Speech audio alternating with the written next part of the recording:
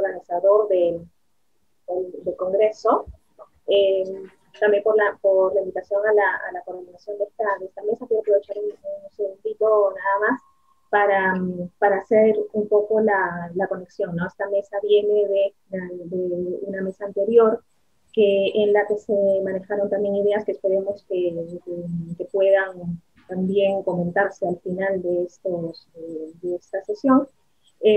Temas muy interesantes, muy a cuento, con precisamente esas proyecciones políticas, esos proyectos políticos, que muchos de los cuales, no necesariamente porque no se pusieron en ejecución, no significó que no se diese, ¿no? Hubo toda una línea de pensamiento y que creo que también hay que revalorarla en la historiografía. Bueno, en mi caso particular, mi ponencia se titula Un proyecto político frustrado, ¿no? José de la Ribagüero, la independencia peruana y la monarquía en el Perú independiente. Y primero, bueno, comentar que el objetivo de la ponencia es hablar de tres ángulos del análisis de José de la Ribagüero. José de la Ribagüero da para mucho, pero me quiero centrar en solamente estos tres aspectos para establecer la relación con la temática general de la mesa y también con la temática específica de esta mesa para el caso peruano. En primer lugar, José de la Ribagüero como un político que promueve un proyecto de independencia del Perú o, si queremos, un plan de independencia del Perú. En segundo lugar, José de la Ribagüero como uno de los propulsores, si se quiere, de un proyecto monárquico para el Perú e inclusive un pensamiento monárquico para América Hispana.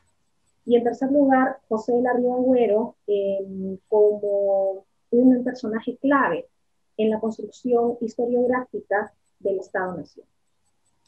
Para empezar, o sea, la primera idea de José de la Ribagüero es político y su participación en la independencia del Perú como protagonista, pues mencionar, ¿no? Un noble limeño, nace en 1783, fallece en 1858, por lo tanto toda su trayectoria vital es esencial, porque prácticamente participa de muchos de los eventos políticos que son determinantes en este periodo de transición, y lo tenemos desde inicios del siglo XIX, particularmente desde el año 1808, ¿no? Si indagamos un poquito, como un hombre que apuesta por la causa de la independencia. Y recalco esto porque la historiografía me parece a mí que ha sido muy mezquina, un poco mezquina con Ribagüero y también con otros líderes políticos peruanos, ¿no? De oportunista para arriba hasta como una persona que por ser parte de la nobleza no podía no tener, la nobleza en sí no podía tener un pensamiento o una idea de independencia, pero ser acomodatista y demás. Entonces, Ribagüero sí promueve una independencia del Perú lustros antes, inclusive, que algunos líderes hispanoamericanos, y es un plan un plan de independencia que reconoce la necesidad de un apoyo, reconoce la necesidad de contar, de que se tenga que contar con José de San Martín como un aliado estratégico, para lo cual Ribagüero cuenta con apoyos en diferentes estratos socioeconómicos, tiene contactos con líderes de guerrillas en la sierra, con líderes de guerrillas también en lo que vendría a ser las afueras de Lima, incluso tiene contactos con lo que vendría a ser fuera del ámbito virreinal peruano. El hecho de que sus famosas 28 causas tengan pie de imprenta en Buenos Aires en 1818 hablan de esas relaciones y de esas vinculaciones que él va a tener ya desde ese tiempo. Ese plan de independencia, ese proyecto de independencia, se convierte en un plan peruano de independencia, y esto lo recalco, en relación con los extranjeros que a juicio de hombres como José de Ribagüero se están comportando como conquistadores, como personas arbitrarias, como personas despóticas. Y en esto, el personaje que resume todos estos elementos negativos, según la mirada de Ribagüero y de muchos miembros de la clase política limeña, pues es Bernardo de Monteagudo. Bernardo de Monteagudo resume todo esto y significa, según muchos testimonios de la época, una época de terror, de persecución, de delaciones, ¿no? Es decir, es el Robespierre peruano, ¿no?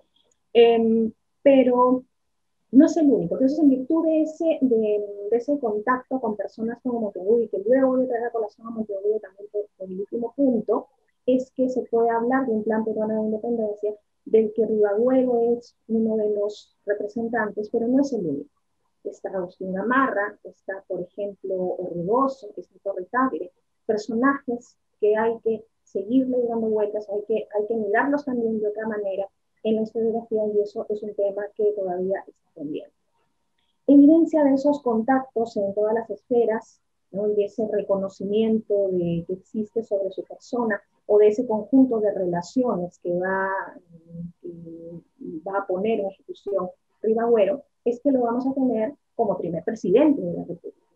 Primer presidente de la República en febrero de 1823 a consecuencia de un motín, del famoso motín de Balconcillo, liderado por los jefes del ejército patriota, que va a traer como consecuencia el nombramiento, ¿no?, forzado si se quiere, pero el nombramiento de un José de la Ribagüero como presidente.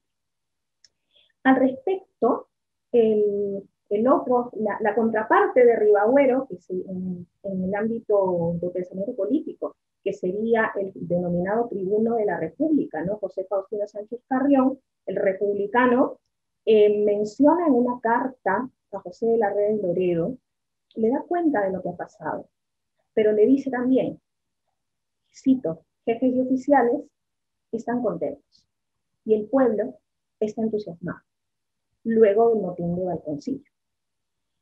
A lo que voy es a que Ribagüero es un personaje que tiene mucha pegada, que tiene mucho impacto, como digo, y que tiene en momentos concretos, como este, mucha popularidad también a consecuencia de un mal manejo político que ha hecho el Congreso Constituyente y la Junta Gubernativa. Concluyendo ese primer punto, es innegable que José de la Ribagüero es un líder político de alto vuelo, como coloco en algún escrito, hasta el punto de llegar a la presidencia de la República. En segundo lugar, fue el primer presidente de la República, pues un partidario de la monarquía, ¿no? Ribagüero en ningún momento habla de la República como forma de gobierno. O sea, puede sonar contradictorio, ¿no?, que sea presidente de la República pero tenga un pensamiento monárquico. Y en esto me centro en lo siguiente, en que, como digo, Ribagüero no plantea la República en sus escritos en ningún momento. No lo hace, por ejemplo, en las 28 causas, que se considera como, entre comillas, un panfleto revolucionario. Para mí no es un panfleto porque, bueno, es mucho más que eso.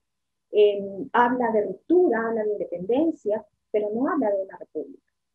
En realidad, cuando se advierte, cuando se manifiesta su planteamiento, su pensamiento monárquico ya en todo sentido, es cuando él está en su exilio en Europa, a partir del año 1824. Ese pensamiento monárquico de toda la vida ya lo puso de manifiesto, y por eso es que existió una comunicación inicial con José de San Martín, que, como sabemos, quería también la monarquía para el Perú. Pero más que incidir en el plan monárquico de Ribagüero desde Europa, que en realidad pues tiene planteamientos similares a todos los pensadores monárquicos, me gustaría comentar la pertinencia en realidad de ese plan monárquico en la época. La monarquía como una propuesta política para América tenía un fuerte asidero. Tomás Verdejo, en su extraordinario libro La elegía criolla, habla, por ejemplo, de un proyecto monárquico del conde de Aranda en mediados del siglo XVIII, y donde se habla de prácticamente una división, ¿no?, de lo que vendría a ser América en incluso 3 reinos. Dando un salto, para la década de 1820, Miriam Galante en 1821 menciona que los diputados novohispanos en la Corte de Madrid volvieron a plantear la posibilidad de consolidar las independencias americanas con el establecimiento de monarquías independientes en América. Eso estamos hablando, ¿no?, de la época del trienio liberal. Entonces, junto con eso, vamos a tener también otro elemento que no quiero dejar de mencionar, que es el tema de la circulación de informaciones sobre la situación política europea. Comunicaciones, me centro solamente en una beta, comunicaciones redactadas por la misión diplomática de Juan García del Río y de Diego Parosian entre 1820 y 1826, dan cuenta de que el establecimiento de monarquías en América en la década de 1820 era una posibilidad en el alto nivel de la diplomacia y de la política en Europa.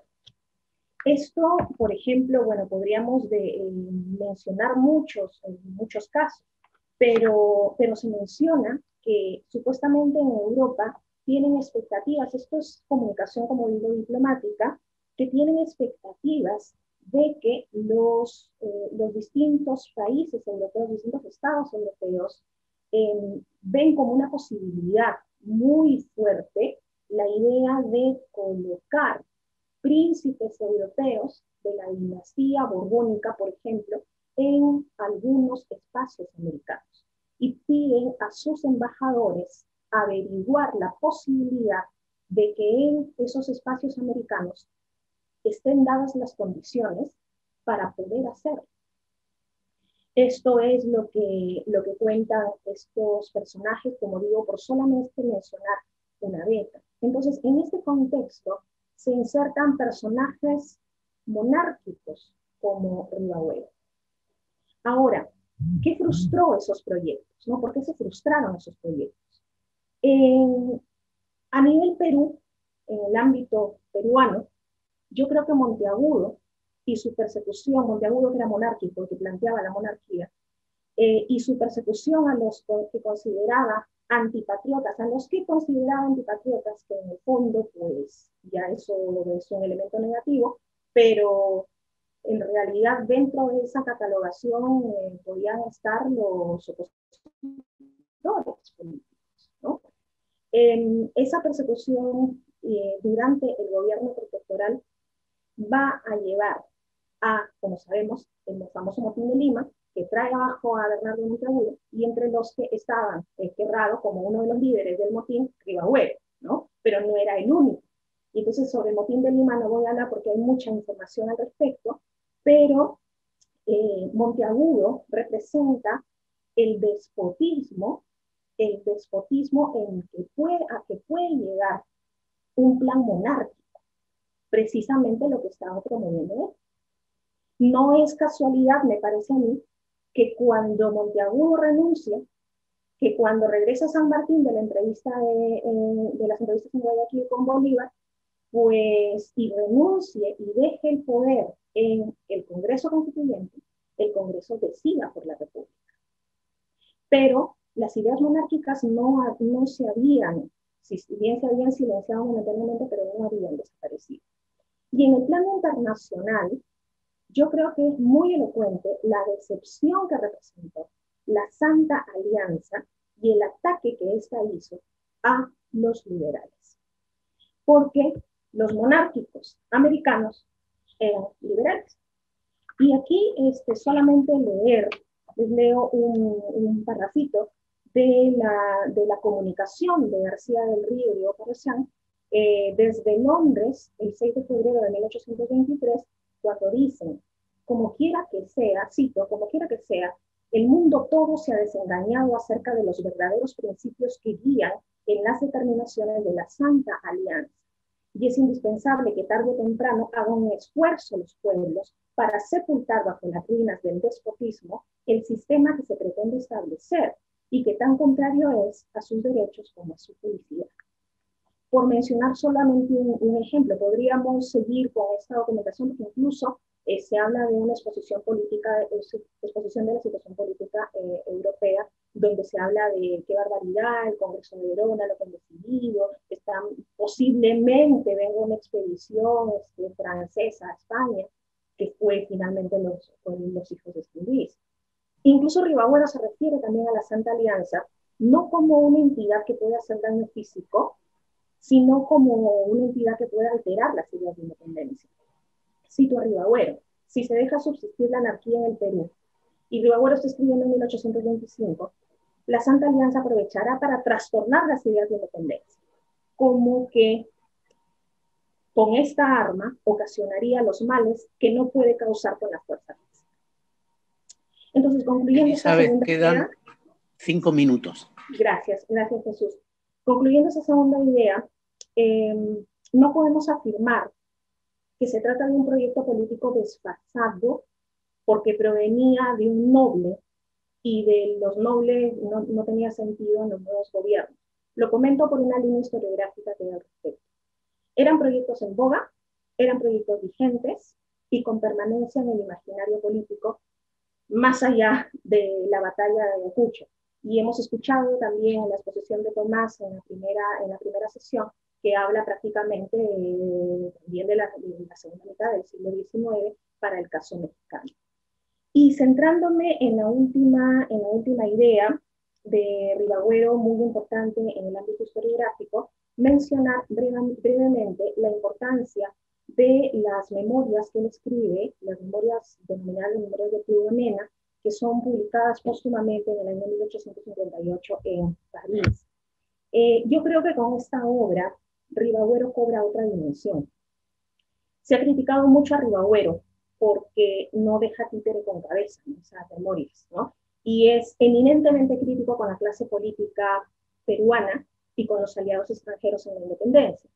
Sin embargo, pienso que esta visión crítica es muy importante porque es su visión y además creo que, y esa es la razón de su importancia, Ribagüero se convierte con estas memorias en el primer peruano que elaboró y publicó una historia de la independencia del Perú. Sería el primer intento historiográfico de un discurso nacional, de una historia nacional que en momentos en que en América Hispana también se empezaban a construir o se empezaban a redactar historias nacionales. Y esas historias nacionales pasaban sí o sí por una opinión sobre el proceso de independencia. Entonces, a mí me parece muy, muy importante porque además de su protagonismo ineludible en el proceso independentista, es imprescindible en la historiografía peruana y americana. Como he comentado en la biografía que publiqué, podemos estar o no de acuerdo con Ribagüero, pero historiográficamente es un referente de excepción. Y creo que las memorias son las memorias de un político en medio de un mundo de transición. Y nada más, muchas gracias y espero luego sus preguntas.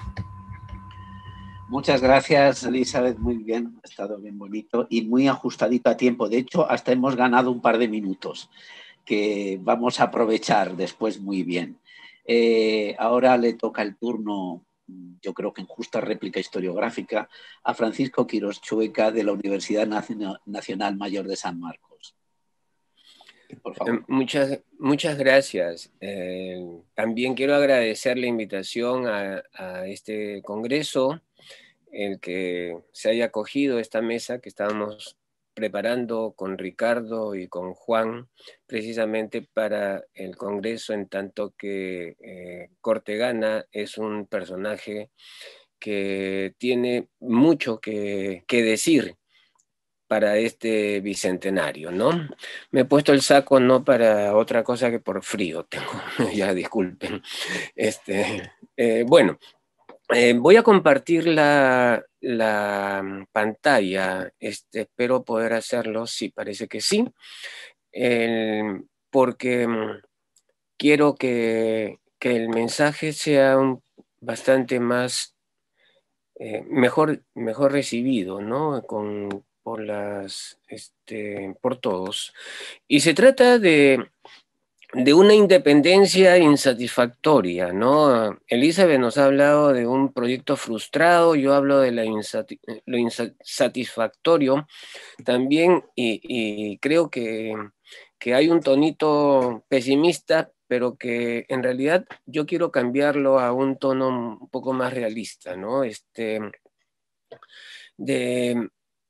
Lo insatisfactorio más bien se refiere a las expectativas que se había creado entre la gente protagonista de la independencia, de la guerra, y que, al igual que Ribagüero, otros muchos peruanos, entre ellos Juan Basilio Cortegana, participan. Perdón, uy. Ya.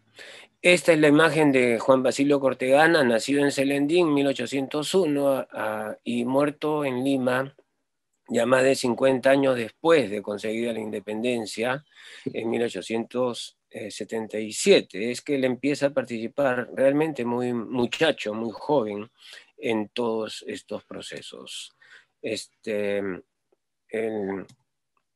Tengo problemas para pasar. Bueno, este es esta es otra de las imágenes de Cortegana que creo es necesario detenernos un poquitito en ella, en esta imagen, porque es un personaje que lo pinta bastante bien, ¿no? Miren, no es que la fotografía esté mala, sino que es un personaje que realmente es bastante pobre, económicamente pobre.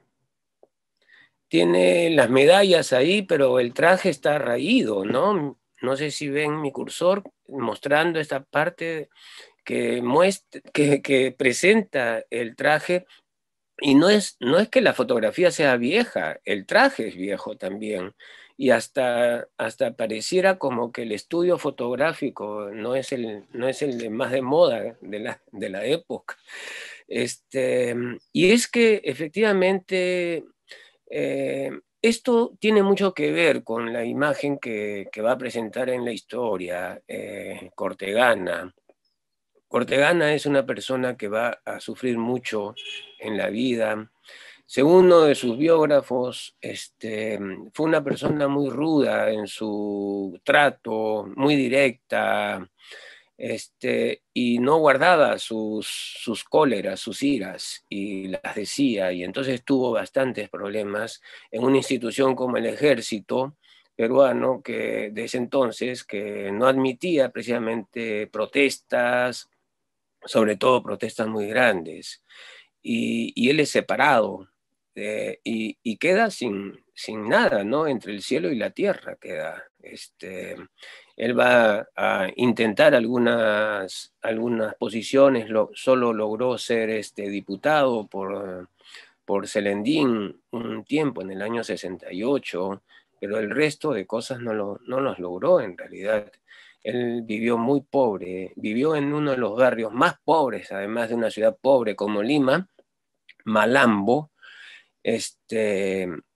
casado con una mujer, parece ser afroperuana, ¿no? Por el nombre Manonga, ni siquiera Manuela, ¿no? Sino Manonga Arnaiz, ¿no?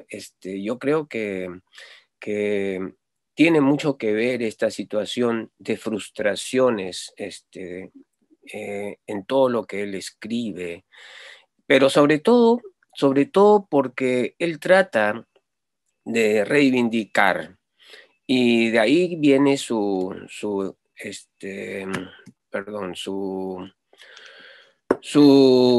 idea de escribir un texto especial sobre la historia. Bueno, aquí hay algunos datos acerca de su vida. Efectivamente es conocido que él debió ser sacerdote, pero sin embargo se decide por las armas, ¿no? Y entra al ejército virreinal, pero en el trayecto y muy pronto se produce la independencia en el norte y él se adhiere y pasa a Huaura a encontrarse con San Martín, con algunos de sus compañeros, y va a ser importante esto porque va a participar de la Legión Peruana de la Guardia. Probablemente estuvo con Ribagüero en el año 22, 23, cuando Ribagüero es el líder principal de la guerra en el Perú. Llega a Junín, Ayacucho, donde participa, por supuesto, llega como teniente y luego de la guerra pasa a ser capitán. y como teniente coronel participa en la guerra en contra de la Confederación Peruano-Boliviana, pero sin embargo es maltratado y termina fuera de la institución, como ya lo había mencionado, en el año 41, es decir, bastante joven todavía, por supuesto, él, ¿no? Perdón, tengo problemas para pasar de un lado al otro. Y él envaina su espada, pero esgrime ahora la pluma. Creo que esta es la forma que encuentra él de reivindicarse, ¿no? En realidad, tiene muchos problemas en el año 32. Bueno, en el año 28 hay una nota que él publica en un periódico y le responden con muchos insultos, ¿no? Lo llaman cobarde, lo llaman, ¿tú qué te crees? El defensor de la patria, cuando en realidad te escondías, etcétera, ¿no? De hecho, no lo respetaban. Bueno, y en el año 32 inclusive tuvo que publicar un folleto que hasta ahora no lo he podido encontrar, y como les decía, en contra de Gamarra. Pero una cosa bastante curiosa, en sus textos él no habla mal de Gamarra directamente, solo tiene algunas menciones, por ejemplo, resaltando, ¿no?, que Gamarra fue un militar realista primero y reprimió tremendamente a los patriotas, ¿no?, antes de pasar a ser el mismo del ejército separatista. Ahora, ¿qué es lo que lo lleva a publicar, ¿no?, a escribir principalmente? Porque una cosa que quería mostrar primero, no, perdón, ¿dónde está? Aquí. ¿Cuál es el contexto historiográfico? En realidad, Elizabeth, no es correcto lo que decías, no es preciso, porque Prubonena sí efectivamente tiene una visión histórica, pero sin embargo ya antes había otras, porque hay 3 textos, uno de ellos es de Cortegana, previos a la, no, perdón, además del de Cortegana, ¿no? 3 textos que buscan establecer la justificación de la independencia, ¿no? Sobre todo el de José María Córdoba Urrutia, que es la versión limeña. Y va a ser un poco canónica, ¿no?, porque él es el que determina que todo lo establecido anterior a 1820 son solamente precursores, ¿no? Y es un producto intelectual de muchísimo valor que hasta el día de hoy lo manejamos, ¿no? Todo lo anterior es precursores. Pero lo que sí tienes razón, Elizabeth, es que en todo caso no son versiones de la historia nacionalistas.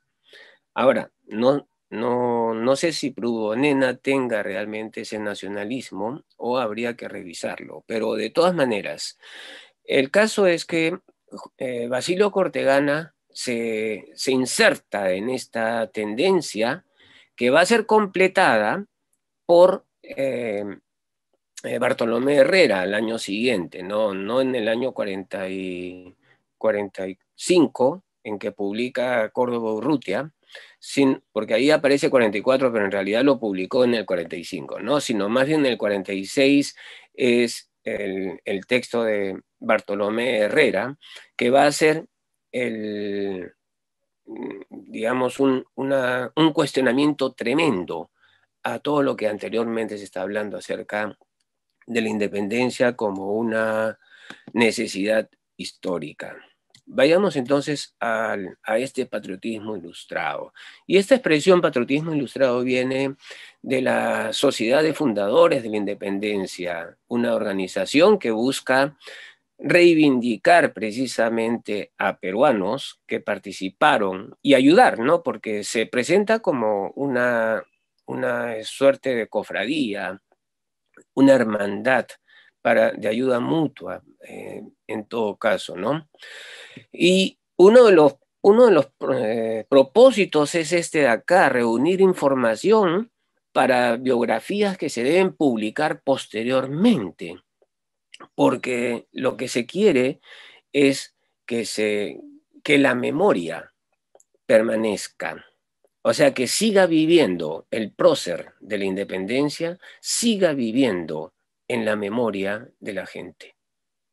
Una cosa bastante interesante, porque Cortegana se sabe que en su vida material, digamos, no es tan buena, pero sin embargo lo que quiere es que al menos después de muerto, su memoria sea reivindicada. Y esto creo que es bastante interesante porque se busca méritos, reconocimientos. En realidad toda la historia que escribe Cortegana se nota esta intención desde los incas.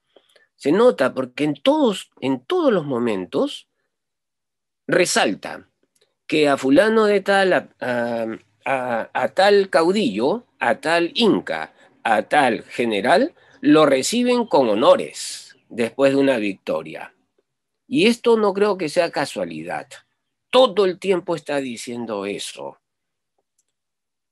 Yo creo que él quería también que lo reconociesen, pero a él no como proyecto personal, sino como un proyecto colectivo.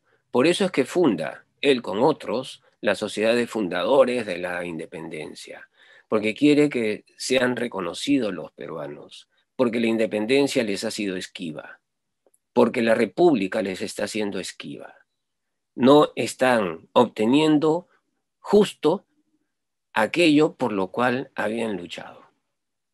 ¿Y qué cosa es esto? No solamente el reconocimiento, sino los cambios que efectivamente estaban buscando. Y por eso su gran enemigo es Bolívar.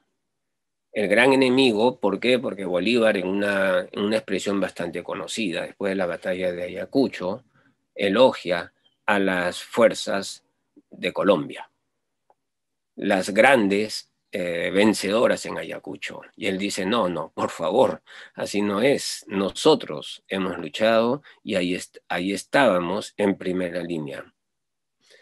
Este es uno de los, tal vez el tema más central en todo el trabajo, que por supuesto lo muestra desde el punto de vista historiográfico como si fuese imparcial, etcétera, ¿no? Trata de que la historia cumpla ese papel pedagógico, patriótico, al igual que otros, por supuesto, ¿no? Otros de los eh, participantes. Y claro, García Camba, Miller, Mariano Torrente y otros autores peruanos, americanos o españoles son sus enemigos en tanto que no resaltan la participación de los peruanos en este evento, ¿no? Y claro, más bien resalta a los peruanos y en particular a Ribagüero. Aun cuando hay una cosa muy curiosa, pero el año 23 está escasamente reflejado en su historia. Yo no sé si haya sido una extracción, o sea, se haya sacado al final esa parte, pero no está reflejado el año 23, 1823, que es precisamente, o sea, el tiempo principal de Ribagüero, ¿no? El tiempo principal antes de la entrada de Bolívar. Y claro, por supuesto que para él los grandes enemigos fueron los traidores, aquellos que no colaboraron o entorpecieron inclusive la labor de la separación, ¿no? Y esto es uno de sus grandes aportes, aunque parece más un apu, ¿no? En la batalla de Ayacucho, pero y las proporciones no sean muy correctas porque parece un... Paco, perdóname, quedan 5 minutos. Ya, perfecto, justo lo que necesitaba. Para poder ilustrar mejor cuáles fueron las fuerzas peruanas en la independencia, él también recurre al dibujo. No importa si con poca proporción, pero sin embargo sí me parece que es muy claro en cuanto al ataque que los peruanos, los separatistas, tienen contra las fuerzas españolas que estaban encima, ¿no? En la parte alta del escenario, ¿no? Entonces, yo creo que aquí hay algo muy interesante en cuanto a entender la historia como una herramienta reivindicativa. Y él sigue a Garcilaso no solamente en la información para los tiempos prehispánicos, sino también para la conquista, pero además también en esta idea de que hay que luchar con las armas, con la espada, pero también con la pluma. ¿No? Aquello que no se consiguió con la espada, se puede conseguir con la pluma, escribiendo, para resaltar la inadvertida participación de los peruanos, ¿no? Y además, al igual que Garcilaso, ser hijo del país le da la autoridad necesaria para poder argumentar. Él estuvo ahí, aun cuando no me parece que vaya a ser tan autobiográfica la historia, pero de eso se va a encargar Juan Land dentro de un ratito para explicarnos mejor esto. Y más bien, eh, quisiera terminar señalando, ¿no? No le veo a Cortegana, digamos, un discurso igualitario. Es inclusivo, cierto, pero no considera a todos por igual, ¿no?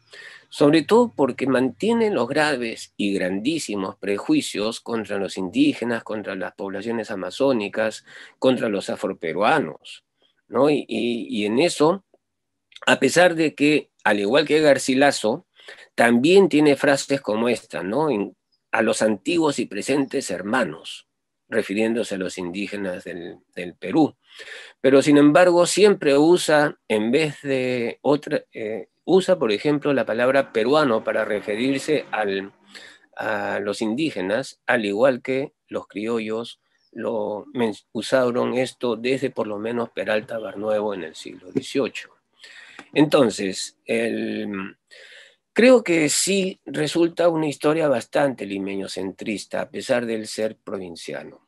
Creo que al seguir autores que son a su vez políticos y militares, creo que el discurso termina contagiándose un poco de una versión limeñocentrista de la historia de la independencia del Perú.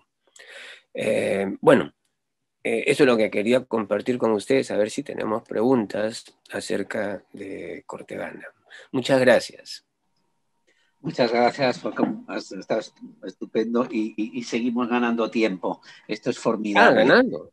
Sí, sí, un minuto. Pasamos a la tercera charla también sobre Cortegana. Ricardo Sánchez Cabanillas, de la Universidad Nacional Mayor de San Marcos.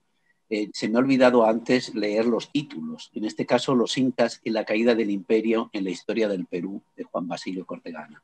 Cuando quiera, Ricardo.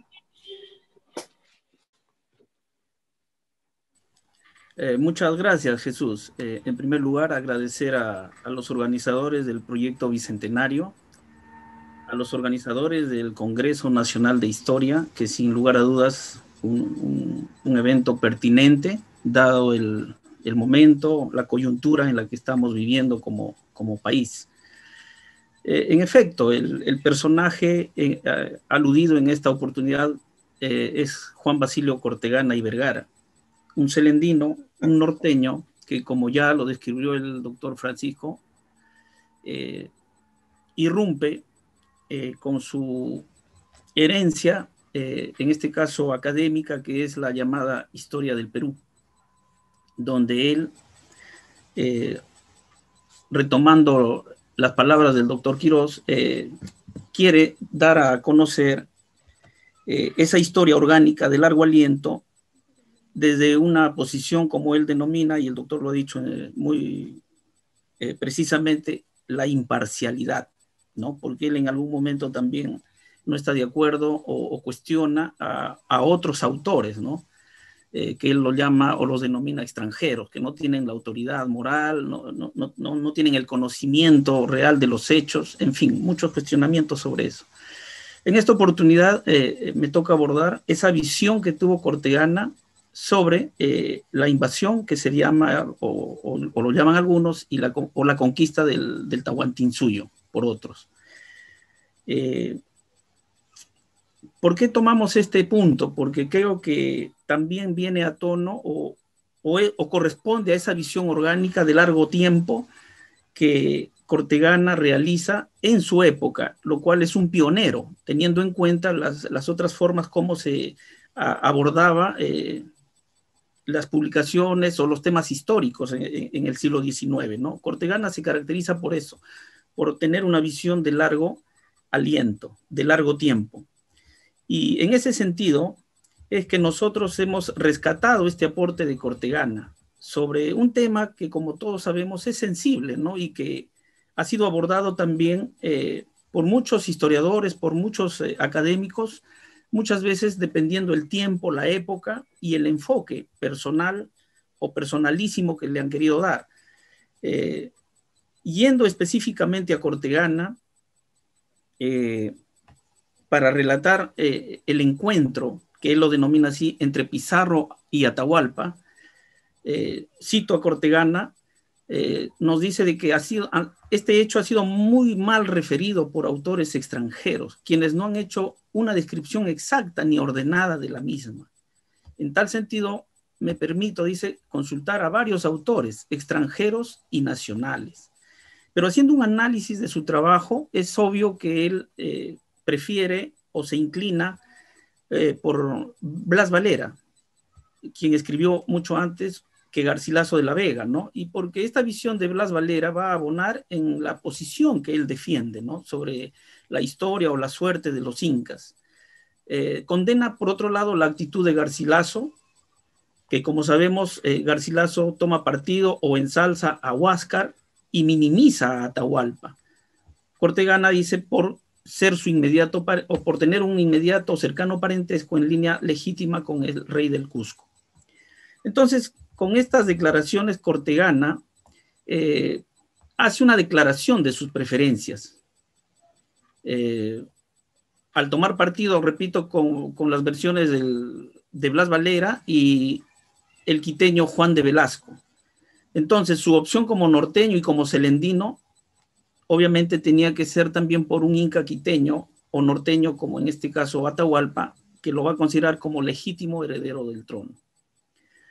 En cuanto a la forma como narra los hechos, Cortegana combina sucesos y tiempos, de tal manera que se crea una suerte de carrera muy vertiginosa, desde la llegada de los españoles hasta el encuentro con Atahualpa, por un lado, y por otro lado también narra lo que está pasando en el Perú con las desavenencias y la guerra civil entre estos dos hermanos. Atahualpa es presentado por Cortegana como el preferido de Huayna Cápac, que como sabemos Huayna Cápac, según la versión de Cortegana, va a nombrar como rey de Quito. Y según Cortegana, Huayna Cápac decide nombrarlo rey de Quito por dos motivos. Uno, por ser hijo de una princesa quiteña, por lo tanto heredera al trono, y también el otro motivo, porque Huayna Cápac tenía un vasto y dilatado imperio que ya se le era un poco difícil gobernarlo, ¿no? Entonces, aquí Cortegana insinúa, ¿no?, entre líneas de que sería Atahualpa, por haber nacido príncipe, por ambas líneas, vale decir, por el padre y por la madre, quien tendría mayor derecho, entre comillas, al trono incaico. En esa época, en esos años, Huayna Cápac recibe una noticia de la presencia de personas extrañas, nunca antes vistas, que desembarcan en Tumbes.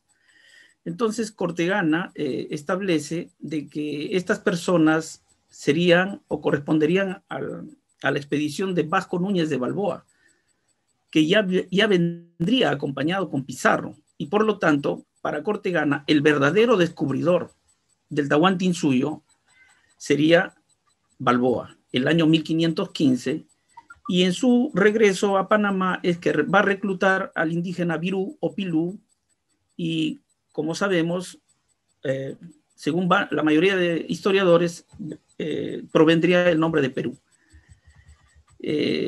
También es necesario rescatar aquí y señalar de que la llegada de los españoles según Garcilaso también, fue precedida por prodigios, por profecías, se producen una serie de fenómenos naturales, se dice que fueron muchos terremotos, temblores.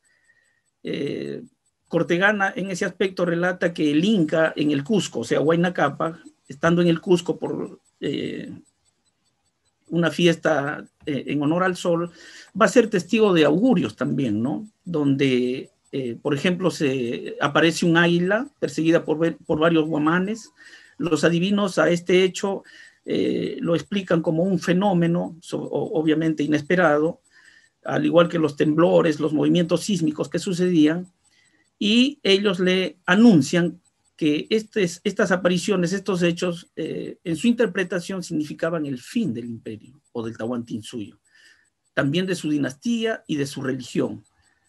También hay otros eventos como, por ejemplo, en una noche de luna se ven 3 círculos en la luna, y también, según las interpretaciones de sus sacerdotes, son malos augurios para el Tahuantinsuyo.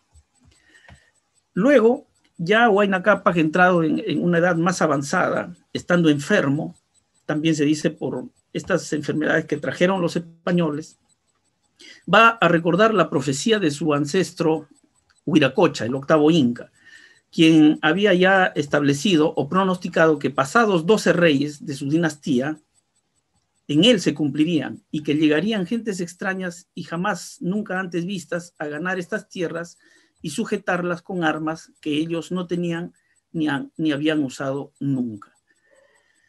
Finalmente se produce la muerte de Huayna Cápac, y es acá donde Cortegana va a narrar un hecho un poco inesperado, o al menos hasta donde hemos podido investigar, no considerado en otros historiadores, ¿no?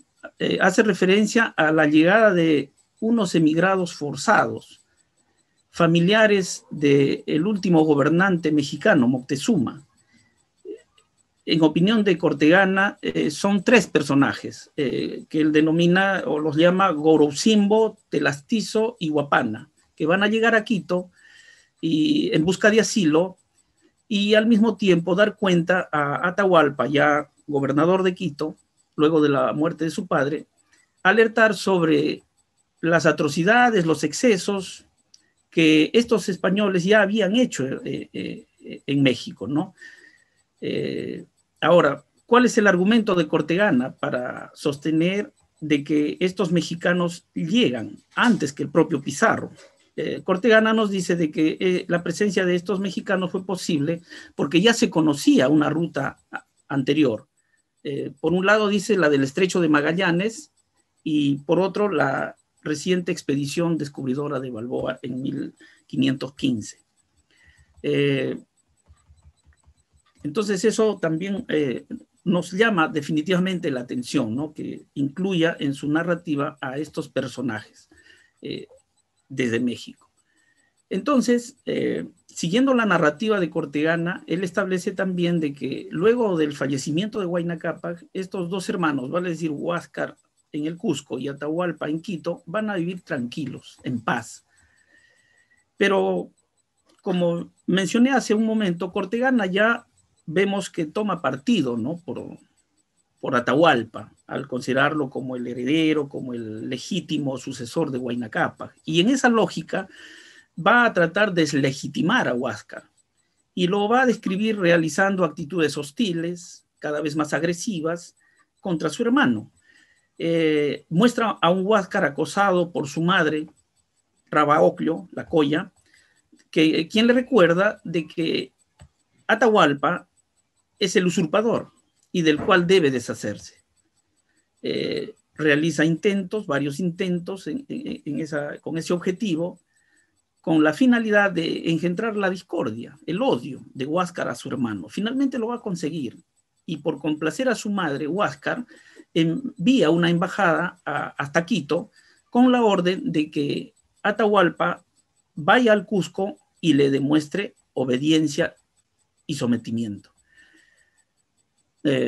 Siguiendo la lógica narrativa de Cortegana, nuevamente acá nos presenta un hecho también un poco inesperado, al narrar ya en el segundo viaje de Pizarro la presencia también de otros personajes que vienen con él, pero resalta dos, a Pedro de Candia y Alonso de Molina, quienes luego de pedir permiso a Pizarro y para explorar la costa tumbesina, son o van a ser vistos por los lugareños, por los indígenas de Tumbes, quienes sorprendidos van a dar aviso inmediatamente al cacique de la zona, ¿no?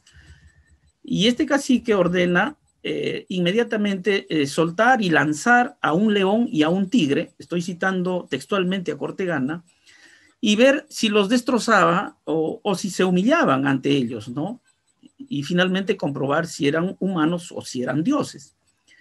El relato de Cortegana nos dice de que Pedro de Candia les enseña un crucifijo a este león y a este tigre, y ante lo cual ambos animales se recuestan frente a ellos. Este hecho genera asombro, admiración ante los lugareños, y lo van a considerar o consideran que serían los huiracochas, los hijos del sol, que está relacionado con esta profecía de Huayna Cápac, ¿no?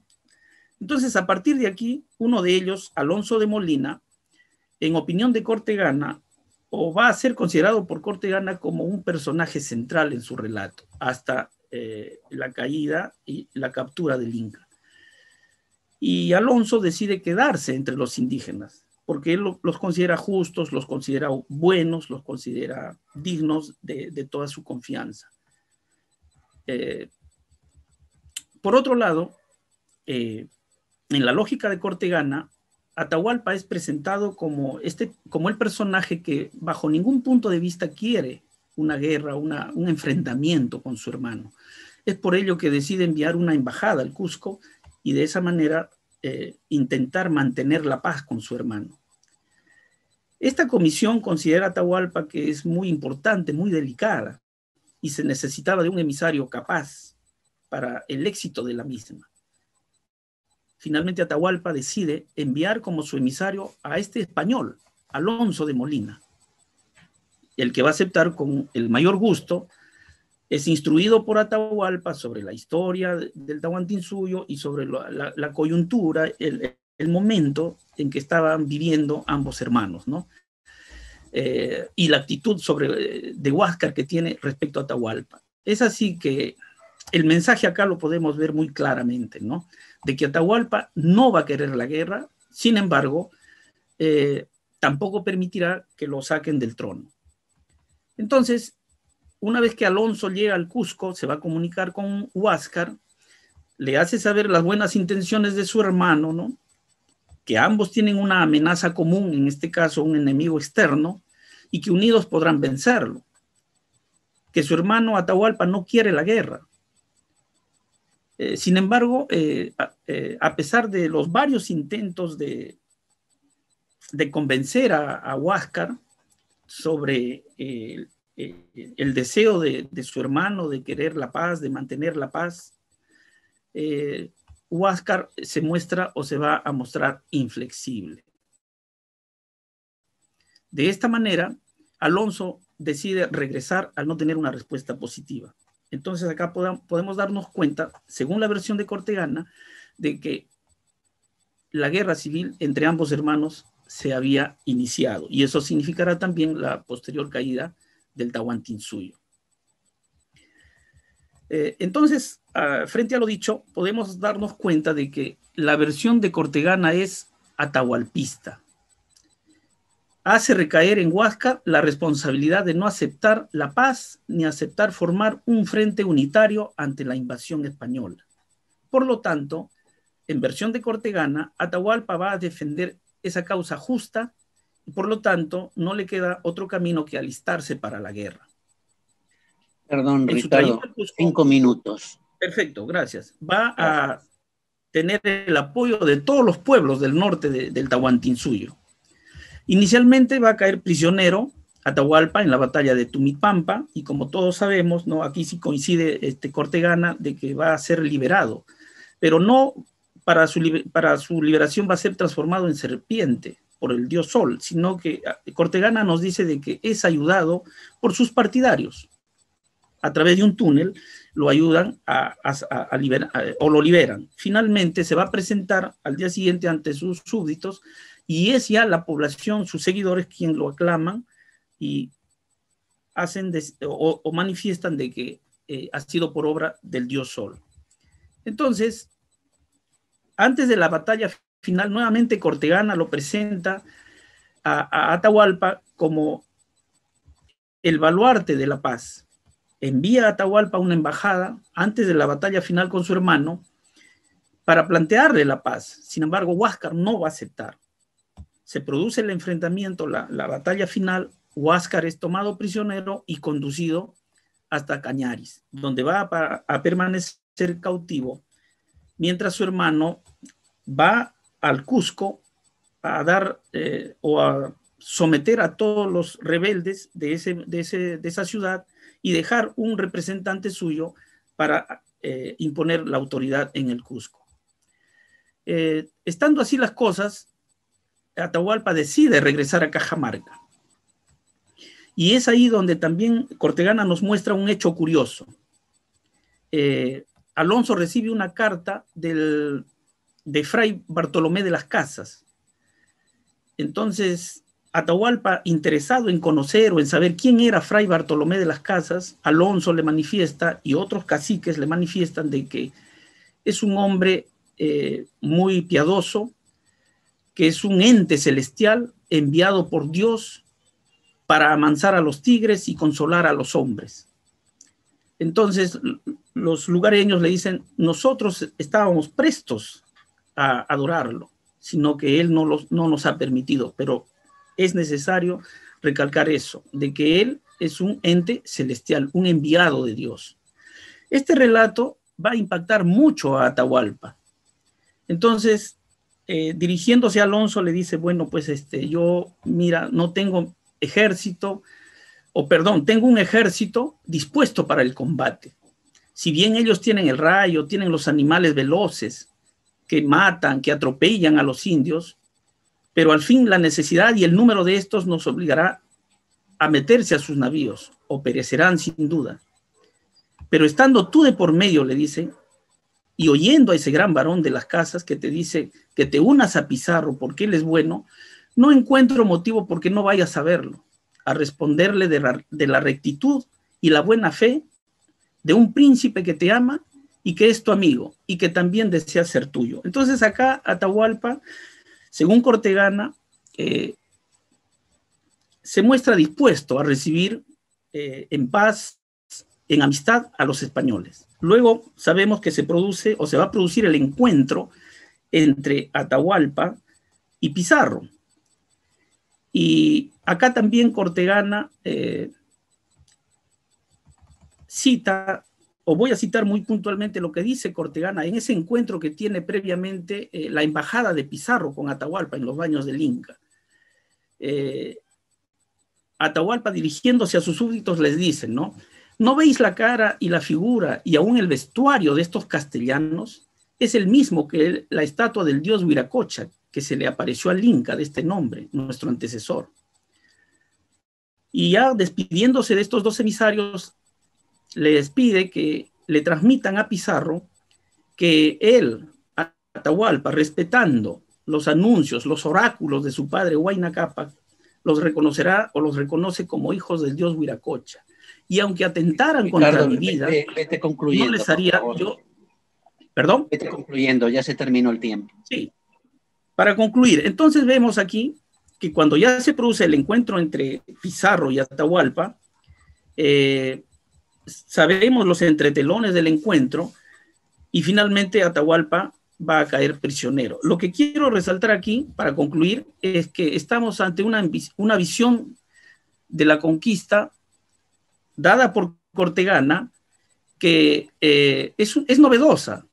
Y si bien coincide con muchos cronistas sobre el nacimiento de Atahualpa, la división del Tahuantinsuyo realizada por Huayna Cápac y la legitimidad que le otorga al mismo para ser el nuevo Inca, sin embargo, Cortegana nos muestra datos inéditos y y acaso inesperados, ¿no? Como es la presencia de los nobles mexicanos del español Alonso de Molina, que va a cumplir un rol importante en el desenlace de la guerra civil y en la actitud que asume Atahualpa frente a los recién llegados, que los va a considerar dioses, dignos de admiración y confianza.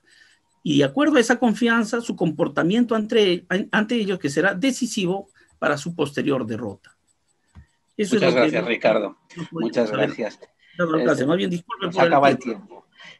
Una cosa, me permito señalar, la historia que nos has narrado desde lo de Balboa, la visita de los mexicanos, tiene una procedencia historiográfica clara. Es la novela Los Incas, del señor Marc Montel, que es un hito historiográfico de finales del siglo XVIII y principios del XIX, y que es la que crea el modelo imaginario de los incas en toda Europa como una república muy curiosa. Y allí se introduce, todos estos componentes proceden de la novela directamente. De hecho, hay otro dato más interesante, la misión de los mexicanos a la Atahualpa para contar lo que ha ocurrido se transforma en una famosa ópera en honor a Napoleón que se llama Hernán Cortés. O sea, si se introduce, lo que está claro es que este hombre está muy al día de los acontecimientos y de la literatura del momento. Muchas gracias por la exposición tan interesante y detallada, pero tenemos que continuar y discúlpame la forma brusca de cortar. Está bien. Era lo acordado, no te preocupes. Gracias. Tiene ahora la palabra Juan Antonio Lan Dinamango, de la Facultad Latinoamericana de Ciencias Sociales, y él nos va a hablar de formas de historicidad en el manuscrito Historia del Perú de Juan Basilio Cortegana, con el que terminamos las exposiciones y podemos pasar a los debates. Juan Antonio Lan, por favor. Buenos días, muchas gracias a los organizadores del Congreso de Historia del Bicentenario. En especial saludo a Elizabeth Hernández y al profesor Francisco Quirós, que animó a que participe en esta mesa. Sin duda estoy muy contento y estoy admirado por la participación del profesor Francisco y por el trabajo de Ricardo y Elizabeth. De hecho, que yo empecé este trabajo de Cortegana leyendo el libro del profesor Francisco Quirós, que acá está, que él fue como que una base para poder empezar, y luego me di cuenta que el Basilio Cortegana ya se encontraba en libre acceso en el internet, ¿no? En la biblioteca digital de la Biblioteca Nacional. Entonces es un documento que está libre acceso a todo el público. Bueno, yo puedo proceder a compartir pantalla, no sé si se verá, a ver. ¿Se ve? Sí. Ya, entonces voy a poner acá, ya. Bueno, forma de historicidad del manuscrito Historia de Basilio Cortegana. En realidad, este es como el capítulo 2, o la base del capítulo 2 de mi tesis de maestría que estoy realizando en la Facultad Latinoamericana de Ciencias Sociales. Y lo que trato de buscar en esta ponencia es resolver los interrogantes, y estas interrogantes, por ejemplo, qué características tiene el mencionado manuscrito de Juan Basilio Cortegana y qué peculiaridades posee, ¿no? Pero para eso me llegó otra pregunta, o sea, ¿cuáles eran los géneros de escritura histórica de aquel entonces, ¿no? ¿Cuántos se asemejaban a uno u otro, ¿no? Entonces yo encontré que lo que estaba en boga era el testimonio, las memorias de independencia, y además el otro género de escritura era la historia general, ¿no? Y lo que yo puedo encontrar es que hay un intento entre los sujetos de la historia, ¿no? Un sujeto individual, en el que los actores eran la independencia en las memorias, y que eran autorreferenciales, a un sujeto colectivo que es el Perú, que sería en el caso de la historia general, ¿no? El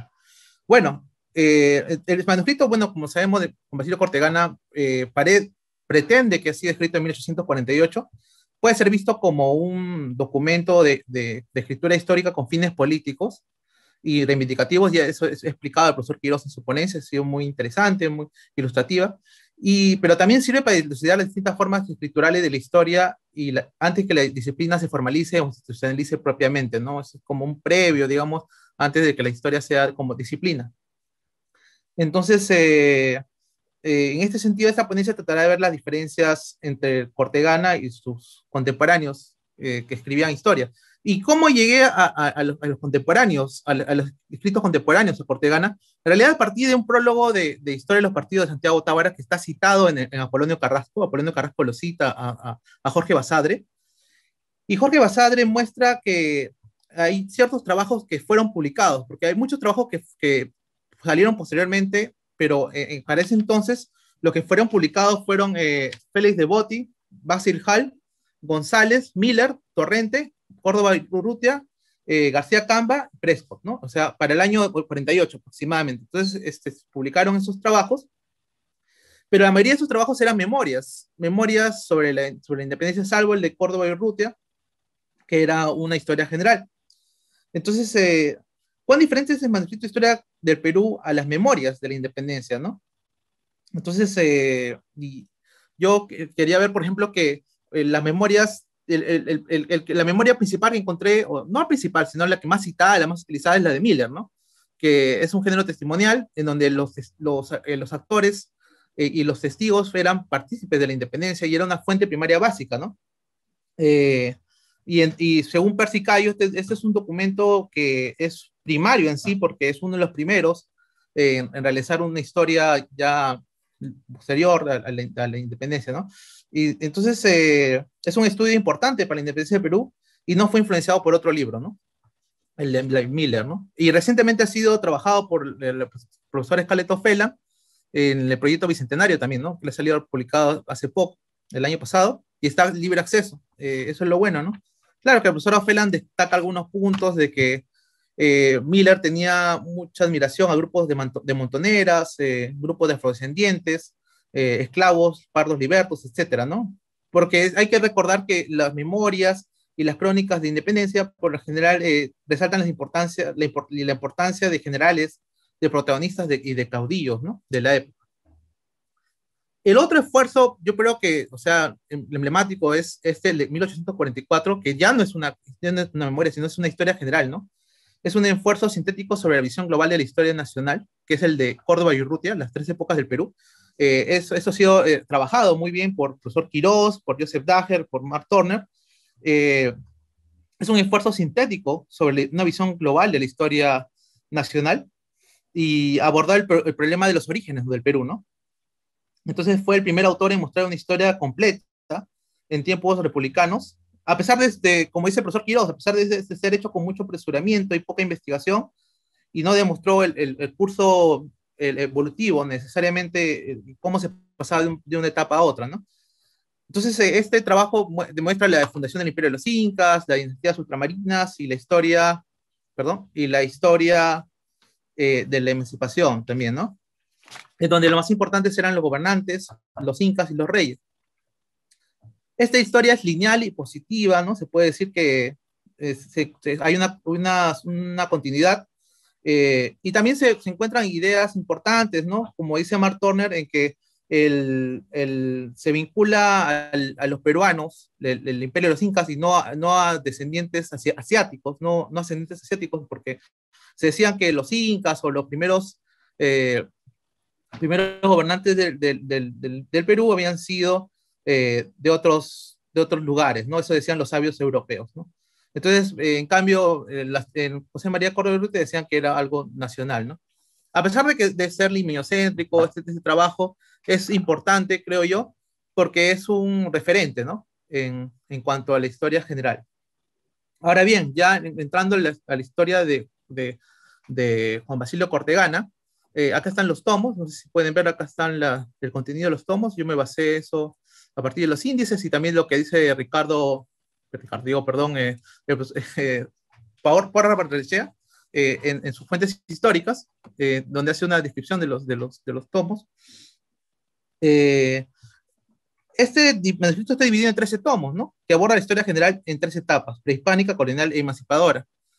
Llama la atención que el interés de Cortegana es redactar una historia nacional que representa una visión total del Perú, como ente transcurre el tiempo, ¿no? A diferencia de otros veteranos y contemporáneos que dejaron memorias parciales de hechos y coyunturales. Hay algo que Cortegana dice mucho en sus escritos, es que él trata de hacer una visión totalizante y no hablar de retazos, ¿no?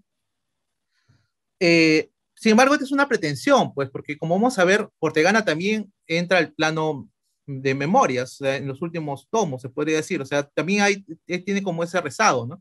No, entonces su trabajo sería como un eslabón entre memorias e historia general. En este caso, el trabajo de Cortegana sería un trabajo que es emblemático, ¿no? Antes de Sebastián Lorente, ¿no? Un ratito, separado mi... Ahí está. Sería un trabajo, digamos, previo a Lorente en cuanto a historia general, ¿no? Y apareció en el siglo, bueno, en el siglo 48, no apareció, sino no publicado, pero fue escrito alrededor del siglo XIX, mediados del siglo XIX, ¿no? Tanto Quirós como Turner demuestran que Lorente fue un autor emblemático en el siglo XIX porque presentaba una visión integradora del pasado prehispánico y la visión colonial, además de tratar de ir más allá de la centralidad de Lima y Cusco. Eso es lo que dice el profesor Quirós en su libro, ¿no? Por su parte, la época colonial juega un rol importante porque lo lleva a incitar al Perú en el mundo occidental. Además, hay que recordarse que Lorente hace una crítica una crítica a la manera de tratarse a distintos ámbitos, ¿no? Como la crítica al libro de los reyes, que era la forma en que Peralta escribía anteriormente, ¿no? Entonces, además de Lorente, Ortegana presenta una narrativa nacional cuyas raíces eran antiguas y cuyo futuro era limitado también por el mismo nombre del Perú. Entonces, esto nos ayuda a contrastar, digamos, las similitudes entre los escritos de Lorente y Cortegana, ¿no? En ambos hay una visión genealógica y teleológica de las etapas de historia del Perú, comenzado de un pasado prehispánico.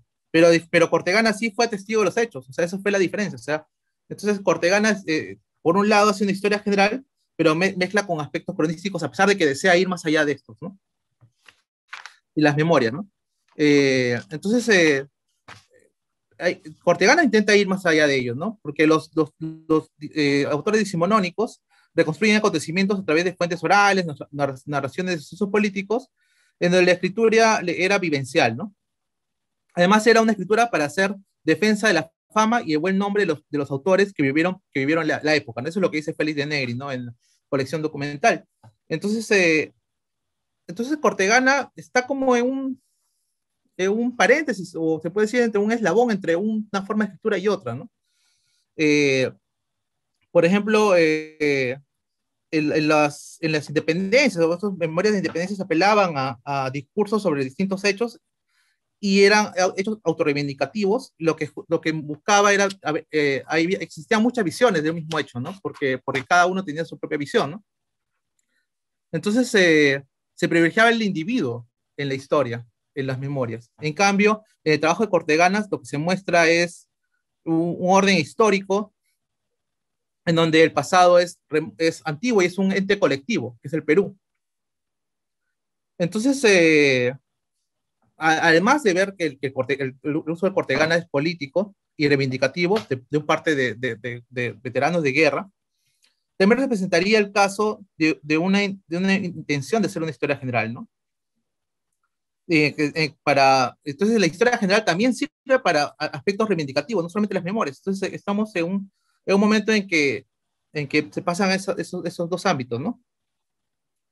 Entonces, pues, la historia general de Juan Basilio Cortegana nos ayuda a entender la cultura letrada de aquel entonces, de las primeras generaciones de veteranos de guerra, a partir de las formas de escritura de la historia, ¿no?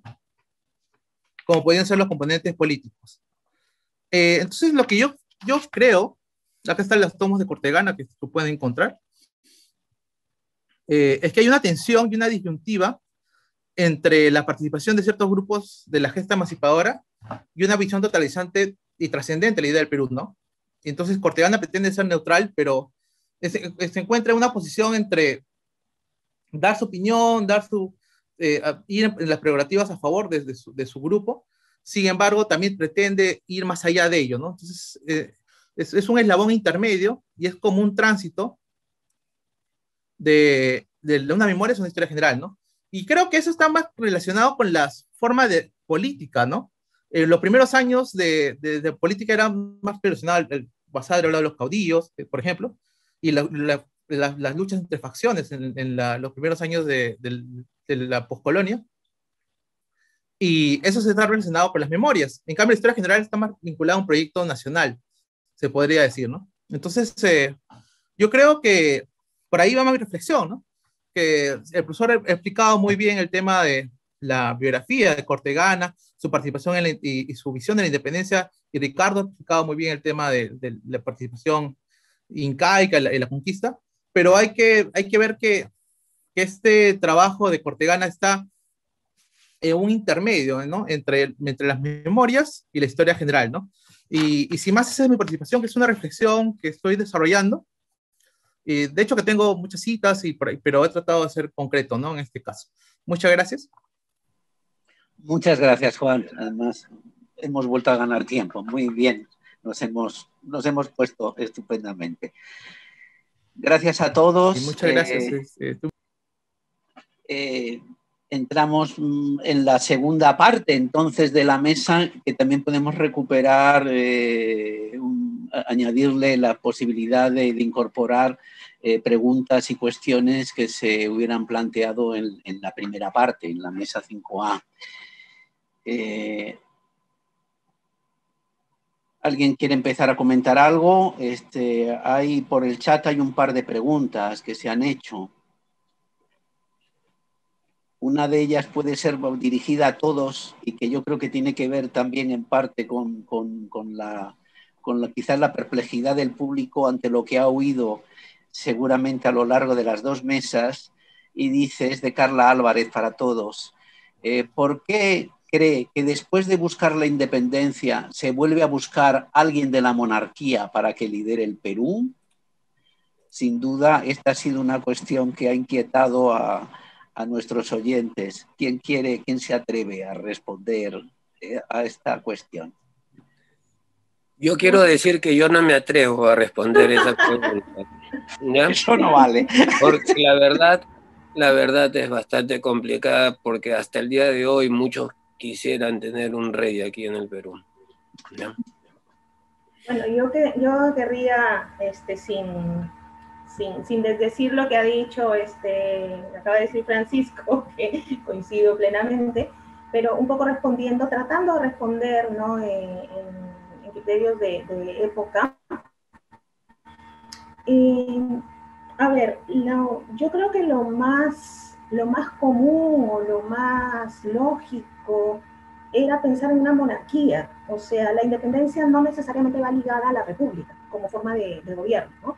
La independencia está ligada a la autonomía, a una mayor autonomía, a una separación, a una ruptura, en este caso con la metrópoli española, pero no necesariamente traía de la mano el establecimiento de una república, porque lo que siempre se comenta, porque el modelo conocido, el modelo planteado, incluso desde la época, vamos a decir, más elocuente, que son las Cortes de Cádiz, era una monarquía constitucional.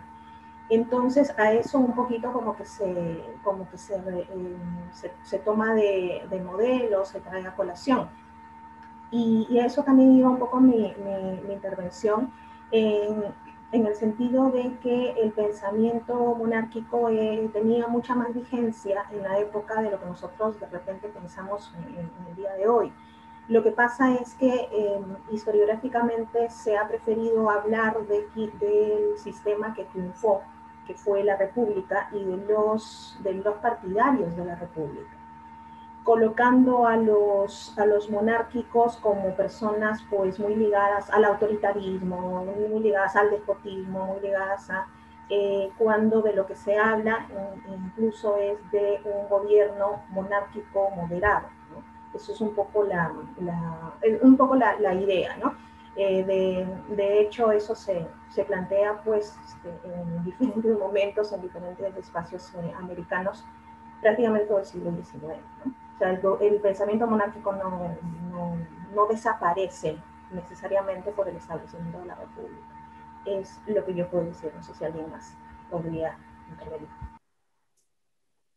Los participantes en la mesa anterior, Tomás, Cristina, Beatriz, Marcela, Raúl, ¿tendrían algo que decir o añadir? Ahí Tomás Creo que y Beatriz ha ya ha levantado la mano. Yo también la había levantado, pero primero la ha levantado Beatriz. No lo había visto, perdón. Esto es de... Tomás, sí, porque no he visto cómo tengo un problema de ver al conjunto de la gente. Beatriz estaba silenciada, Beatriz. Sí. Bueno, no sé si tengo 2 minutitos. Sí. Bueno, me parecieron muy interesantes las ponencias, por supuesto, y una pregunta orientada a, digamos, este personajón que me parece genial, Cortegana, ¿no? Que he aprendido mucho, así que muchas gracias. Y en torno a eso, a los 3 expositores, les hago la siguiente, porque no sé si me quedó claro. El tema de ese manuscrito, ¿sigue siendo manuscrito? Y si sigue siendo manuscrito, ¿cómo circuló? ¿Cómo circuló? Esa sería mi pregunta, ¿no? Y en relación al tema de la monarquía, yo coincido digamos, en el grado de extensión y, entre comillas, la naturalidad que puede haber tenido para las dirigencias patriotas en ese momento, en ese contexto adverso internacionalmente y al mismo tiempo como revisión del pasado revolucionario inmediato, ¿no? Eso está claro cuando San Martín se despide, pero al mismo tiempo también está claro que cuando se frustran las negociaciones con los virreyes, tenía que ver con la politización popular en torno a la negociación con España y con los representantes de esa monarquía, ¿no? Y eso es súper interesante ver los informes que recibe San Martín de sus espías esparcidos en Lima sobre la profunda desconfianza que tienen de que negocie con los virreyes. Entonces, ahí hay, digamos, una serie de cuestiones que pueden decir, bueno, ¿hasta qué punto el tema de la monarquía puede haber sido, diríamos, aceptado por un sector, pero al mismo tiempo cómo las guerras de revolución habían carcomido digamos, esas cuestiones y cómo las expectativas de las independencias no estaban vinculadas con un formato como imaginaban las dirigencias en ese momento. Así que, y bueno, pienso que mientras más sepamos estas diferentes lecturas, vamos a poder entender también cómo esas versiones, diríamos, tan compactas de la asociación entre revolución y república y modelos republicanos pueden haberse construido, y los estudios sobre estas memorias del pasado revolucionario pueden contribuir a ver dónde están esos solapamientos y esas selecciones que tiene todo proceso de memoria sobre el pasado reciente, ¿no? Tomás, ¿quieres añadir algo? Sí, yo vuelvo a la pregunta, bueno, no, continúo en cierta medida lo que acaba de plantear Beatriz, pero vuelvo a la pregunta de Carla Álvarez, pero no referido al Perú, yo creo que referido al conjunto de toda América, ¿no? Yo no sé si la pregunta habría que planteársela al revés, es decir, si lo que habría que plantearse es por qué optaron por un sistema republicano. Es decir, o sea, quizás la pregunta sea justamente la contraria de por qué buscaron la monarquía. Y digo esto por 2 motivos. Uno tiene que ver con un sistema de legitimación política. Quizás en toda sociedad lo más complicado es por qué alguien reconoce a alguien el derecho a gobernar. Desde luego, lo que se produce en eso que llamamos las revoluciones atlánticas, las revoluciones liberales, como queramos llamarlo, es el cambio de un sistema de legitimidad de tipo dinástico religioso a un sistema de legitimidad de tipo nacional. Y ese es un proceso enormemente complejo, pero no debemos de olvidar que desde la perspectiva del mundo de la transición del siglo XVIII al siglo XIX, lo que era natural era el derecho de los reyes a gobernar. Por lo tanto, la verdad es que, insisto, no es una pregunta retórica la que planteo. El problema que habría que plantearse era realmente el salto en el vacío que supuso abandonar un sistema de legitimación del poder para sustituirlo por otro en el cual la mayor parte de la población no creía. Es decir, o sea, yo creo que ahí tenemos que ser muy claros con respecto a que finalmente la forma en la que los individuos de una determinada sociedad entienden la organización del poder no tiene por qué tener nada que ver con la que nosotros tenemos en estos momentos. A ese añadiría otro asunto de tipo pragmático, es decir, yo creo que también todos los líderes de las independencias están obsesionados por el problema de la eficiencia del gobierno y que no se conviertan en regímenes dictatoriales y absolutistas, porque todo esto se produce en el contexto de un régimen liberal. Y desde luego, en esos momentos, la idea de un régimen parlamentario, de una monarquía parlamentaria, goza de mucho prestigio a ambos lados del Atlántico. Y ahí, como a veces la historia comparada ofrece detalles interesantes, no olvidemos que justamente en esos años se produce la independencia de Grecia y en Grecia optan por una monarquía, es decir, optan por un monarca alemán y no por una república. Es decir, que esa pregunta, insisto otra vez, que quizás habría que planteárnosla desde el modo distinto, desde la otra perspectiva, de por qué una república, y quizás nos diese más luces. No porque sea más legítima una pregunta que otra, sino porque nos diese más luces. Nada más. Gracias, Tomás. Marcela, ¿tú quieres decir? He perdido a Cristina Maceo y también a Raúl Chamané. Pero antes, perdón, Jesús, antes me parece que estaba Carlos con la mano levantada. Pues, Carles, sí, pues es muy posible porque no los he visto. Recién tengo aquí al público reunido. Perdón. Sí, Carlos.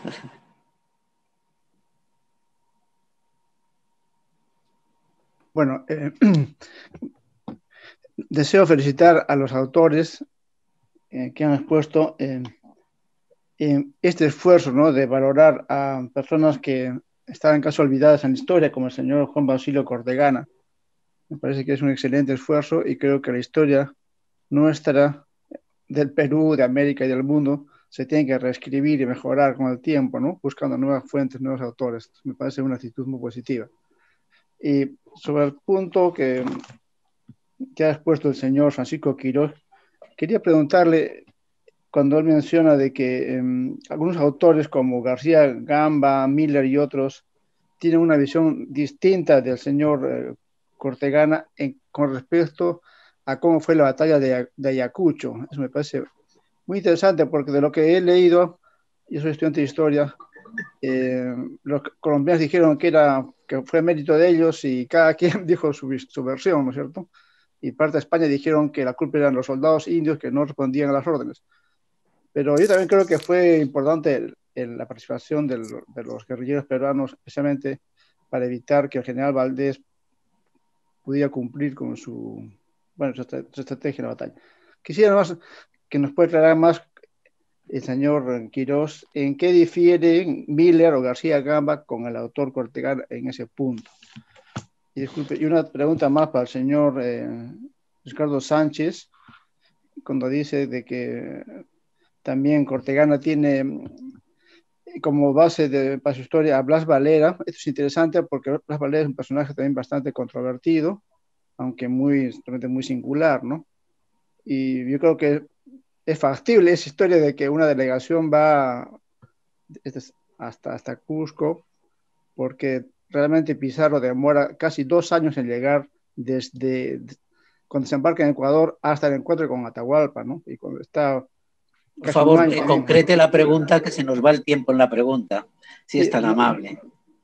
Claro, la pregunta que yo quiero hacerle es ¿qué otros elementos habría para darle más credibilidad a esta historia del aporte de Candia y Molina con respecto a su amistad y colaboración con Atahualpa? Hay otras fuentes que refuercen esto porque si no parecería, como usted dijo, una novela, ¿no? Gracias, eso no más. Sí. Y añado yo también para Francisco Quirós una pregunta de Omar Rojas que dice: ¿de dónde y cómo se nutrió Cortegana para hacer una historia? ¿Acaso se fortalece la idea de la necesidad de construir una historia nacional de la que ya Córdoba y Urrutia reclamaba hacia 1800? Dice 48, pero imagino que es 44. Sí. Bueno, ¿tengo la palabra? Sí. Sí, gracias a todos y en realidad yo había eludido la respuesta a esa pregunta tan amplia de la monarquía, pero felizmente Elizabeth lo hizo por mí, y Tomás también ha hecho una excelente indicación, ¿no?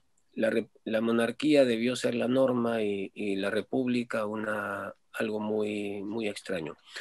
Quiero pasar a Cortegana. En realidad te agradezco las preguntas, también los comentarios, pero yo quiero manifestar una cosa que me parece muy importante en el estudio de Cortegana. Cortegana no está solo, en realidad, ¿no?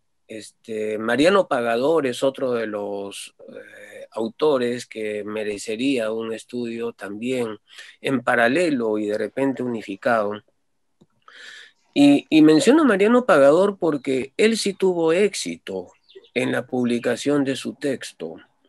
Los dos empiezan lo mismo, los dos son veteranos de la guerra, los dos son marginados, pero sin embargo Mariano Pagador tiene una vindicación bastante más clara. Él debe reivindicar a su papá, a su padre, que fue héroe previo, es decir, ante una independencia que está considerada con San Martín y lo anterior no es válido, según Córdoba Urrutia, para la independencia, y él refleja más bien lo que piensan las élites de Lima en ese momento.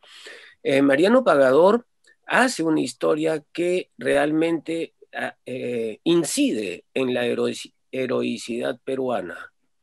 Y bueno, y la publica en folletines en el año 47, pero al año siguiente, en 1848, la publica como la Floresta española peruana. Y luego, en el año 72, logra que el Estado le publique 3 tomos, en un esquema bastante parecido al de Cortegana, muy parecido. Muy parecido, también el mismo desorden de Cortegana, ¿ya? También esta idea de historia universal de América, de Sudamérica por lo menos, ¿no? O sea, bastante interesante esto. Creo que por ahí va el asunto. Yo creo, bueno, ellos coinciden en la asociación esta de veteranos, reivindicativa de los veteranos. Ellos coinciden seguramente en la tertulia que Manuel de Odriozola tiene en la antigua Biblioteca Nacional, y por eso es que a mí me parece extraño que Cortegana haya cortado su historia en un momento dado.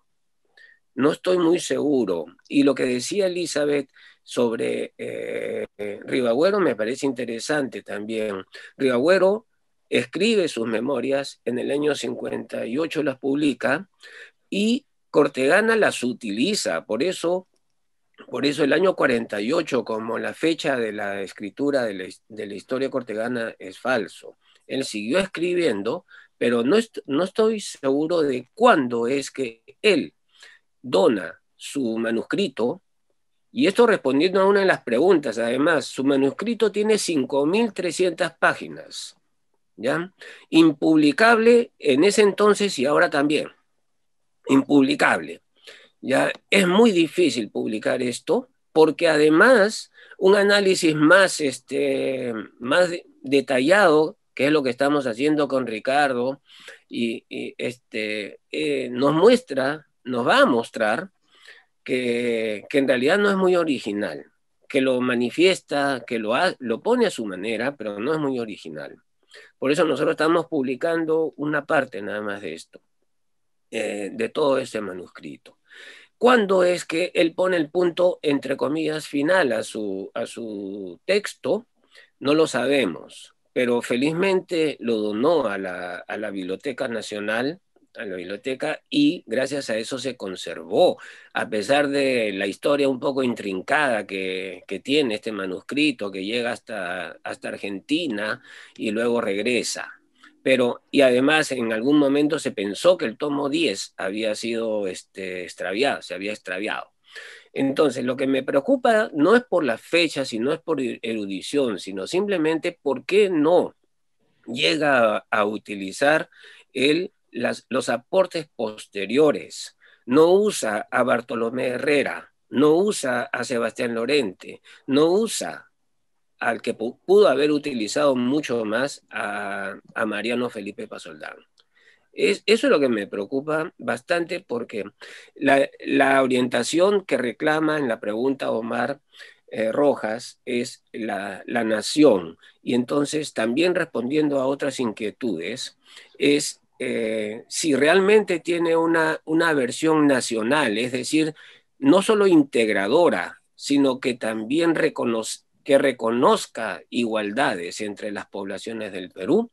Eso es lo que me parece a mí que no tiene, y más bien tiene una versión, unas visiones bastante más, digamos, excluyentes, a pesar de la inclusión, a pesar de la aparente inclusión de territorios, de grupos étnicos sociales.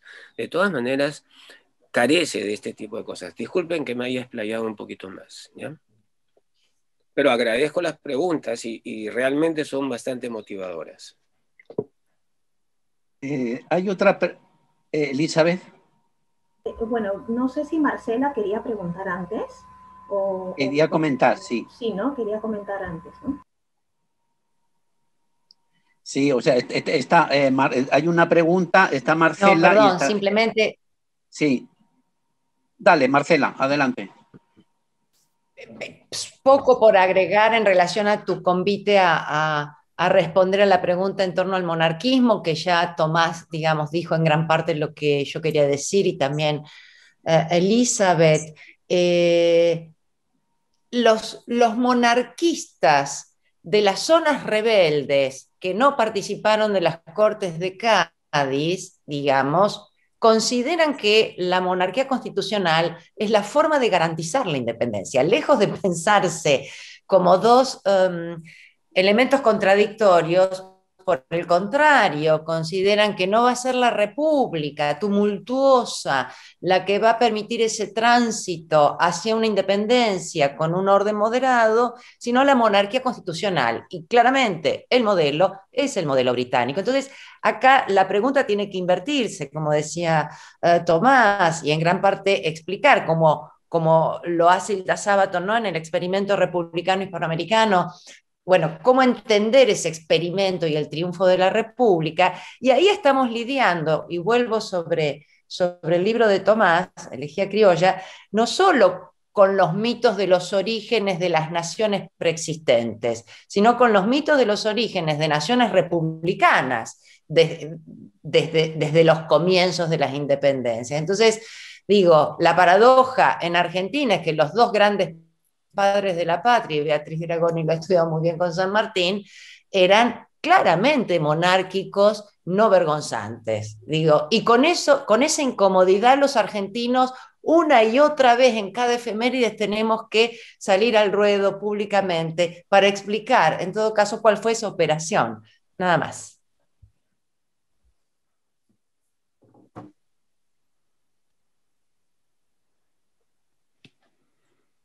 Perdón, estaba silenciado. Volumen, sí. Exactamente.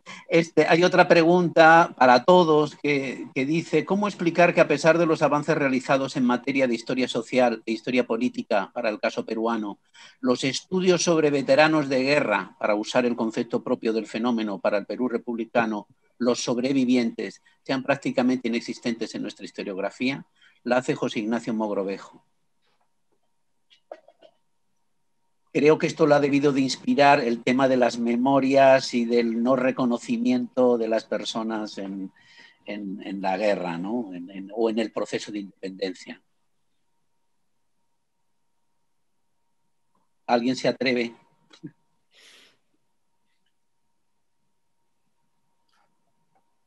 Se conoce que es una pregunta fuerte y que probablemente no haya respuestas. No, sí hay respuestas, lo que sucede es que son muy polémicas. Los sobrevivientes como Mariano Pagador o o corteganas son pocos los que escribieron posteriormente, pero yo creo que sí están más en periódicos reclamando su situación, porque el Estado les da una suerte Montepío, ¿no? De pensiones, pero sin embargo no todos la reciben. El Estado del siglo XIX está haciendo reformas del ejército a cada rato. Reforma en ese momento significaba recortar al personal, pasarlo a retiro. Y entonces seguramente que la inquietud de Mogrovejo va por ahí, ¿no?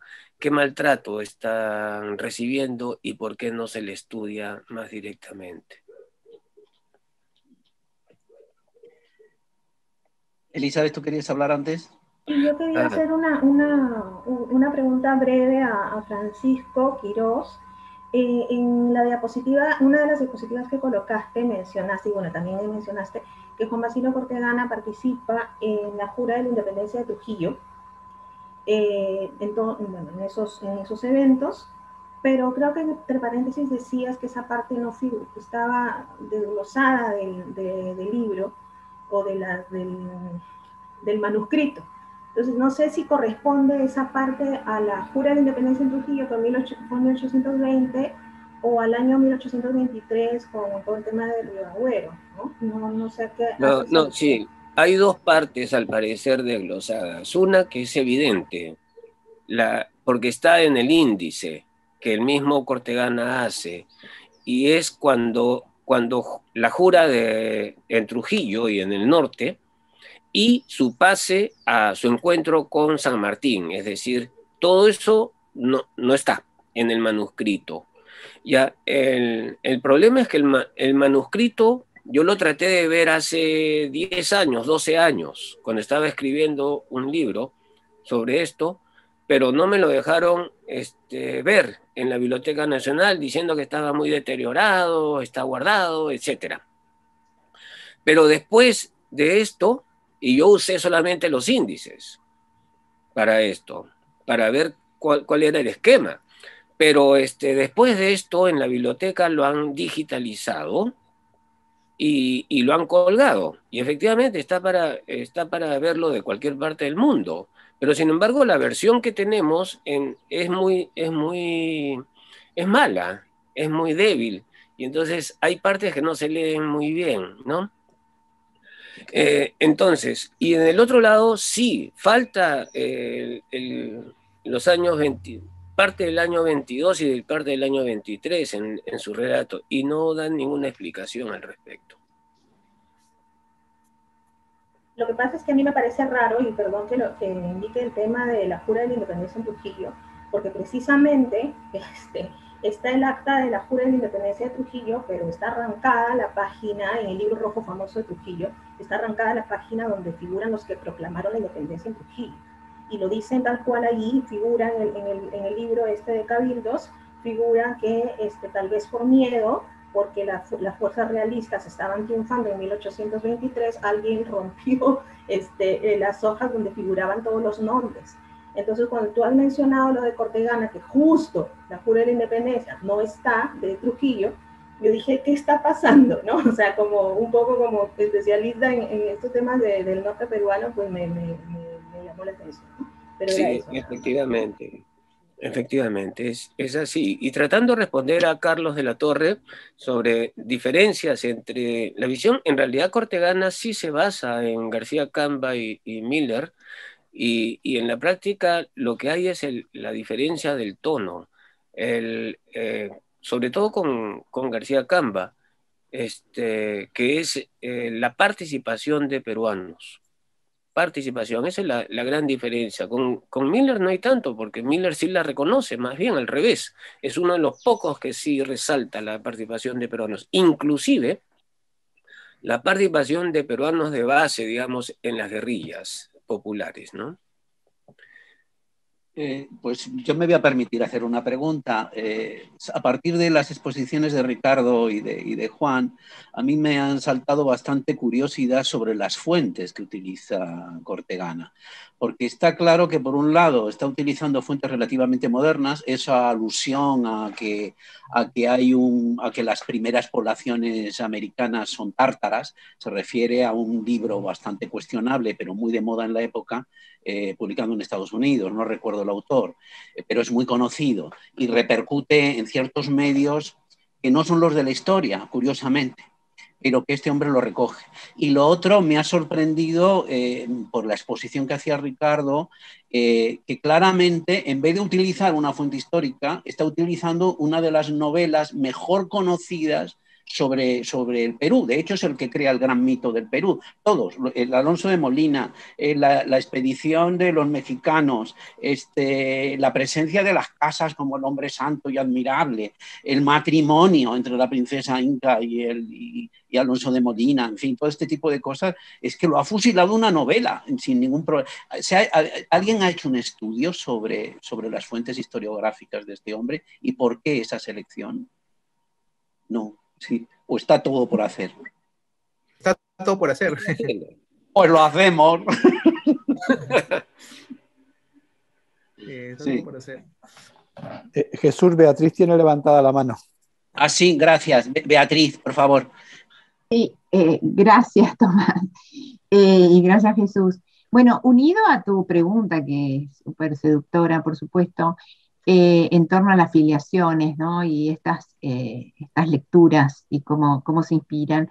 Lo que está también claro es cómo las primeras narrativas de las guerras de independencia, tanto de los oficiales que formaron parte de los ejércitos, como las memorias de los oficiales españoles que fueron derrotados, nutren estas versiones, ¿no? Hay una apropiación de una lectura, entre comillas, europea, porque son las primeras narrativas que salen antes de 1830 o entre 1825 y 1840, ¿no? Y cómo ese corpus bibliográfico es el que estimula los procesos de escritura para los hispanoamericanos.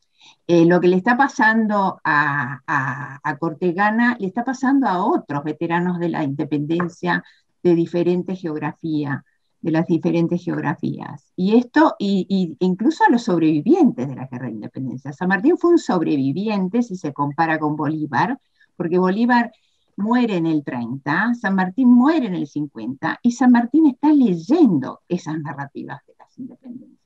Y esas narrativas son las que justamente le hacen colocar el velo de olvido sobre el monarquismo, ¿no?